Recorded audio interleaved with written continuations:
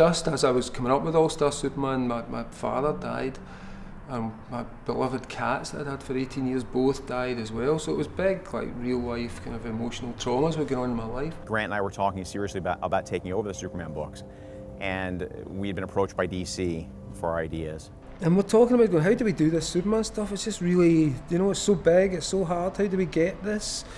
And suddenly we looked up and there's this guy walking across the tracks in a Superman costume. And it's a pitch perfect Superman costume, and he looks like he just walked off the comics page. I'm not talking about some ratty velour costume with padded muscles.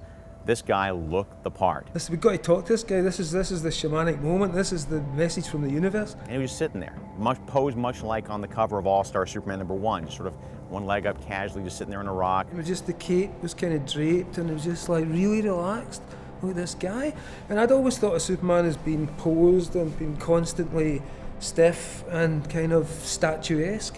And to see the way the cape was draped and the way he just had one knee up and he was kind of leaning on it. And Grant just started asking him questions about what it's like to be Superman. And the guy, in character, completely in character, just had a conversation. So I would say to him, so how do you feel about Batman? And he'd think for a bit and goes, well, Batman doesn't really see the light in people like I do.